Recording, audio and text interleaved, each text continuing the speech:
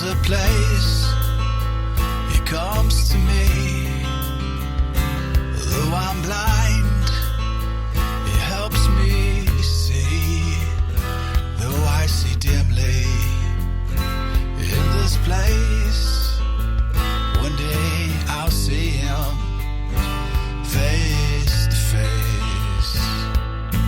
This is Kurt Kaikkonen, pastor of Calvary Chapel, Waterford, at your neighborhood church.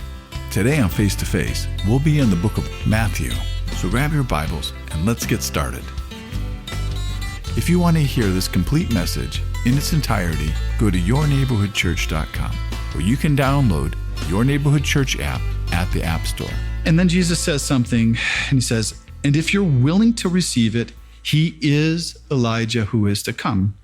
And a lot of people, they'll tell you that John the Baptist came in the spirit of Elijah, and they'll tell you how the real Elijah is supposed to come before the second coming, but they don't say that John here is the real Elijah. But I can remember the first time I read this, I thought to myself, well, I can believe that he is. If you say it, Lord. I'm not saying I can ever understand why it is, but I can believe it. But I don't know. But I do know that God sees things differently than I do. And I can believe it if he says it, but I don't know. But we all can see the similarities between Elijah and John the Baptist. They were both disappointed with God toward the end of their ministries. Elijah, he was afraid, just like John the Baptist is afraid. They both dressed alike. They both wore camel's hair, and they both preached an unpopular message to Israel. And then Jesus talks about this generation and how they didn't receive John's message, especially how the religious leaders didn't receive it and how they treated John. And then he describes it like a children's game. And it's similar to a game like we would call Simon Says. And that would be a game that all the little Jewish children would have played in that era, where the leader was supposed to tell them what to do, and then they would all do what the leader says. And Jesus describes it as this game of playing either weddings or funerals, depending on what the flute player was going to play. And if he played a happy song, you were supposed to dance around like a wedding. If it was a sad song, you're supposed to cry. And so, in essence, Jesus, what he's doing is he's calling these religious leaders childish, and he's calling them stubborn because they're not being allowed to get their way. He's calling them like basically little brats because they're going around calling Jesus and John names. And the thing is, it didn't matter what John did or what Jesus did. He says, if you don't eat and drink, they're going to call you demon-possessed. But if you do the opposite and you eat and you drink, they're going to call you a drunk. And they couldn't call John the Baptist a drunk because he never drank, because God had commanded his father, Zechariah, to not ever let him have a drink. And so they couldn't call him a drunk, so they decided to call him demon-possessed. And, you couldn't really imagine this happening really in our day of like politicians going around and calling people a bunch of names, but I guess they could do that back then. And then Jesus, he goes on to rebuke the cities where he's been working, and he uses this word, woe, which in Greek is the word ouai, which also brings with it the meaning of judgment and sorrow and pity. And then he talks about these cities, about Chorazin and Bethsaida, and it says that he did most of his works there. But we have absolutely no record of any of the works that Jesus ever did there. And these two cities were found to only be about a stone's throw away from Capernaum. But then these cities of Tyre and Sidon, they're just a little bit north of where they are, just north of Israel. And a lot of people from there during Jesus' ministry, they actually came down to see Jesus. And Jesus is telling us that it's going to be more tolerable for these Gentile cities, because he says if he had gone to them, they would have repented. But the Jewish cities, they actually rejected his message. So here, Jesus is also telling us that there are also going to be different degrees of judgment by how much exposure one has to Jesus and what people do with that exposure. And then he goes on to talk about Capernaum, and Jesus says it's exalted. What he means by that is that they've had the privilege to have more than any other city. They actually had the Messiah in their own hometown doing all these works because Jesus adopted that as his hometown, and he made it his headquarters. And we can just go back to chapters 8 through 9. We'll see that Jesus did 5 of his last 10 miracles in Capernaum. but they weren't receiving Jesus for who he was either. And Jesus is saying that Sodom and Gomorrah, well, they would have repented if they had seen Jesus's works there, which I kind of thought about. And I thought that's kind of interesting that the sins of Sodom and Gomorrah, well, they could have been repented of. And if you remember back in Genesis, that their sins were all violent nature and sexual in nature, but they could have been forgiven for those sins, because the only sin that'll ever send anybody to Hades, which Jesus mentions here for Capernaum, saying you're going to go to hell, is the rejection of Jesus Christ. That's the only sin that's unforgivable. And that was the sin that Capernaum was committing. And these three cities, Chorazin, Bethsaida, and Capernaum, they didn't persecute Jesus. We don't read about them ever persecuting Jesus. All they did is they neglected Jesus. And all of these cities, they were destroyed, and they're only ruins today in Israel. And last week, we even read that it would be more tolerable for Sodom and Gomorrah than the people that didn't receive his message from even the disciples going out. So rejecting Jesus and rejecting Jesus's message, when you hear it, even from a disciple, is deadly serious. And then after Jesus talked about these bad children and how they reject him, and then he talks about the good children, the babes, the ones who receive him. And we're told that they don't receive him because they're more wise or prudent than the others. He says clearly that they're not. And the truth is that it was hidden from those people who thought they were wise and prudent.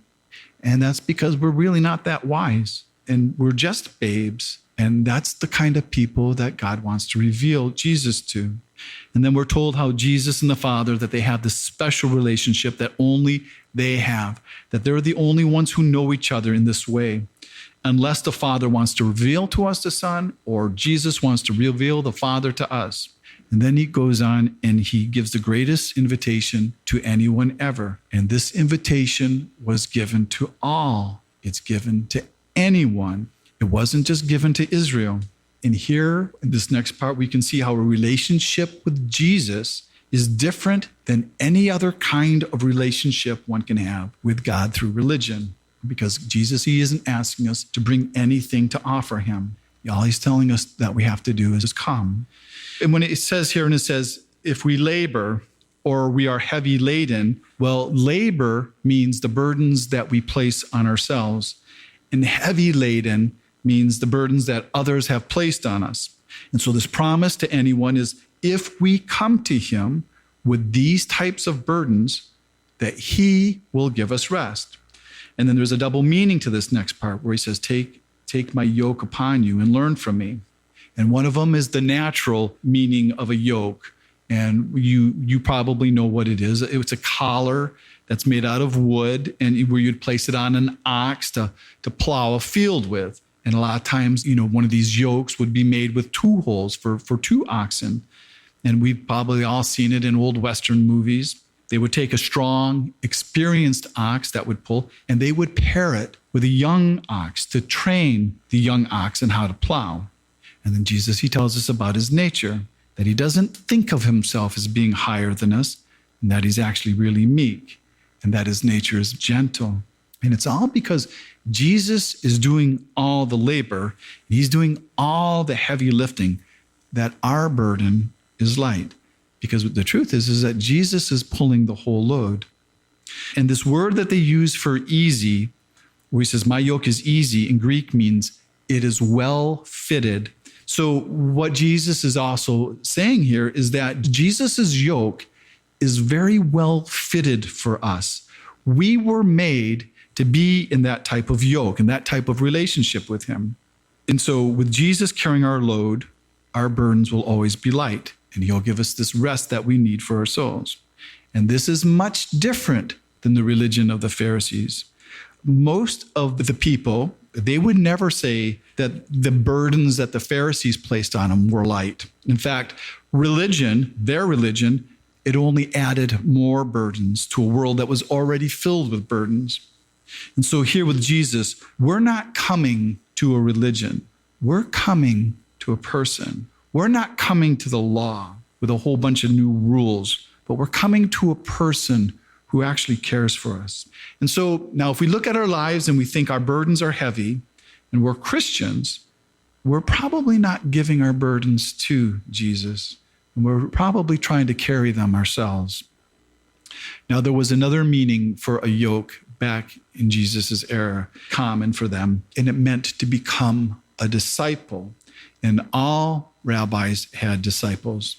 And so they called the teaching of a rabbi a yoke. And Jesus, he's giving that invitation to us too, that anyone who wants to be a disciple, they can come.